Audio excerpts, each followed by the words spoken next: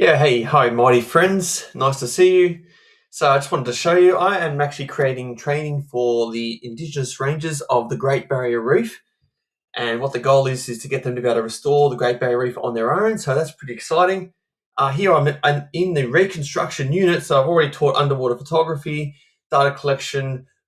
We've done some monitoring units and the site inspection unit, how to choose a site ready to know which reef to restore. This is the prepare section of the training unit, and I needed a way of creating uh, a joint method, a parallel method training scenario. So I wasn't exactly sure how to do this in Rise, and it's been annoying me for a while that Rise, the tab block doesn't allow you to have certain features like this little transition with lines there, a bit wavy.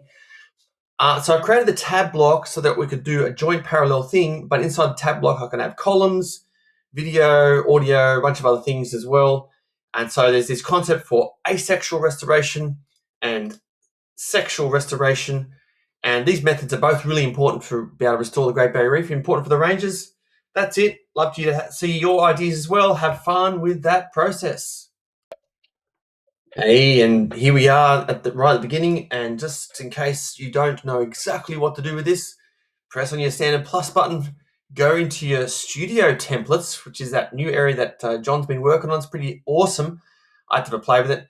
And you'll need to go to the discover section because you won't have created anything maybe just yet, but you can type in tab to find the custom tab block. And there it is. It's pretty sensible, pretty easy to put in. It has a whole bunch of features similar to what you already know inside these kinds of projects.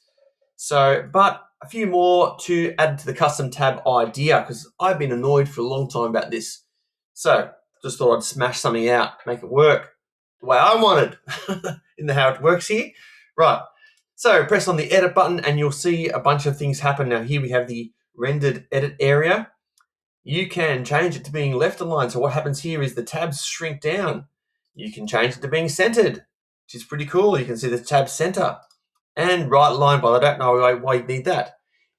There is a few other features. So you can see that you can change the header label case all in one go. So uppercase, lowercase, title case. That's pretty easy. I thought I'd make sure to add that in because that's cool. But you can also type to exactly the way you want it as well. Now, this shrink to fit tab spacing, you'll see what happens here. If I add 20 pixels in there, you can see a 20 pixel gap appears between them. So just make sure you can add some space. I'm not sure why you do that, but you might even be able to add 150 pixels. And you can see it really spread out. So there's a bit of way to make that quite cool. Let's go back to 0 because that's the standard default position and they're right kissing up against each other. You can change the tab header image inset. Now what happens here is that little border around the icon changes when you change this. Now that's for those really cool people. Shout out to some of those mighty folk who shrink the down right to the edge of the whole tab. So now that's really interesting way so that people can actually create their own full image for the tab. Now I'm still working on that capacity yet, so keep it at 10 or better still, keep it at 20, depending on how much your icon changes the look and feel of this whole process. It is related to your icon, so you needed that little bit of a spacer around the icon in your tab. There you go. You can change the border width. That's for those people who kind of really need to get a bit dodgy. That's really difficult, that one, but most people probably leave that at 1. You can actually delete the border altogether so that there's no border at all, which kind of is pretty cool too, but still shows a bit of a tabby looking thing at the top here. And still shows the line at the bottom, so it's clearly identifying the content, just in case you want to turn off the border of the tabs. There we go. You can change the border color. You can change the inactive tab color. That's currently F3, so let's go to being all black. 1, 2, 3, 4, 5, 6. And tab it. There we go. Makes them all black. Of course, you'll need to change the font color for the inactive tab, which is down here. If you need to do that, let's just make sure we can do that. That's a bit dodgy, but anyway, FFF. See what happens there. You should be able to see the content back again.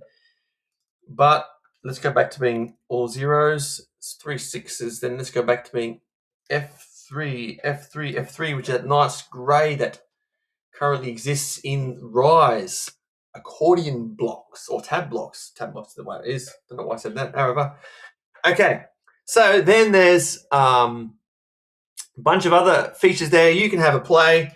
This one's pretty cool. This is the tabs corner radius. So if you go to 50, you'll notice the tabs actually start getting round. That's something that's pretty cool. It's a CSS feature, really powerful. And you can actually do the same to the bottom, although 50 at the bottom looks weird, so 20 is better.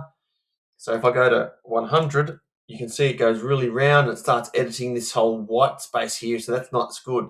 But you might want that. You might be able to add some spacing in to make that work. Of course, 0 makes it back to being square, which is pretty straightforward. Straightforward. There you go. Let's go back to being square, which is 0 at the top here. Now, that's pretty sensible. You can actually change the content width of the HTML interactive, so that's something that is inside Mighty existing already. Play with that there. If you need to add more tabs and you need the content wider, do that. Okay, so that'll do for that section. Now, once you've set up that part, you need to then change some of your main content. This top tab name is actually for screen readers, so don't worry too much about that unless you have accessibility requirements. Then you've got the main name, which let's write down boo boo. Don't want to do one of those, but you can see that's the situation happening there. Exactly as I type it is exactly how it appears, which is pretty cool.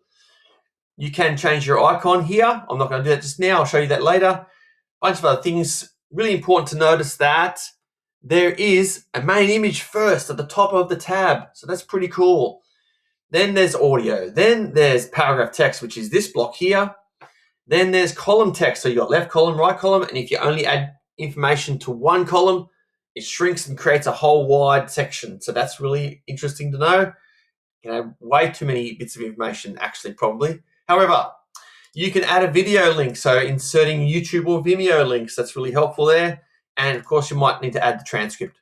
There is a bottom paragraph, and there's a paragraph image. Oh, there's a bottom image, secondary image at the bottom.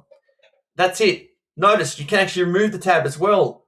That's pretty cool. So you can add tabs, remove tabs, have as many tabs as you want. 1 tab, 2 tabs. I don't think you'd want 10 tabs because you probably wouldn't fit all the information on the page. However, it's there, I suppose. Awesome. There you go. Have fun creating.